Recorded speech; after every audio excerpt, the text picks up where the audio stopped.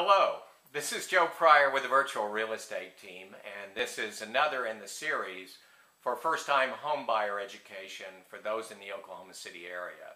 Now, we've gone over overviews, we've gone over our first meeting, inspections, closing costs. There's a couple other things I really think it's very important to go into before we ever get to what happens at the closing table, and that's the appraisal. Now, in the previous video, we talked about inspections, and that is an important contingency. That is one that we have to meet before the appraiser ever gets there. So let's say we got past that first contingency. We have an agreement with the seller about what happens with repairs. Now the appraiser comes. Now, appraisal guidelines change constantly, and even how the appraiser is selected changes constantly. And that has happened especially a lot recently here because of the problems that we've had with the mortgage meltdown around the country. What everybody has been worried about is what we call an arm's length relationship, because to be honest with you, 10 years ago, let's say 5 years ago, a lender could say, "Hey Joe, do you have an appraiser you like?" Or maybe they had an in-house appraiser. Well, the potential for abuse, as you could understand, is there. What if I chose the appraiser because I knew this appraiser owed me a favor, or maybe that appraiser wanted more appraisals from that lender, and so, hey, whatever you need to do. And honestly, even in Oklahoma City, not so much elsewhere, but even in Oklahoma City, it looked to me like appraisers were just going, you know, if the buyer can buy it for that, must be worth that. And then what they would do is add value. So for instance, if there was granite countertops instead of Formica, what they might do is say, well, hey, that's worth $4,000 more. That's really nice granite. And so they would bring the price up. Well, a couple of things have changed. Number one, there are no in-house appraisers in the way that there used to be. There are now what we call appraisers that come from pools, and they are selected randomly so that myself, any realtor, any lender, no one can go ahead and say, well, I'm going to use my hand-picked guy or my woman or whatever that's going to be doing the appraisal. And so now we have a truly independent appraisal. They're there to make sure that what you're buying the house for and what you're getting money lended for is worth the money that we put on there. And this is a good thing.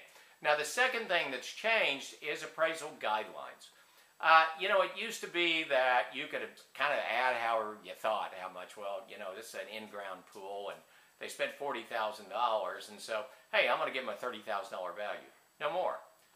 It also used to be that you could get value for a hot tub. No more. It used to be that you could pump up that $4,000 with the granite, even though there's no question about it, it's more expensive than Formica. No more. Things that you're doing, landscaping, money that you've really put into the house, you did for your own pleasure, your own enjoyment, and honestly, it does make the house sell better.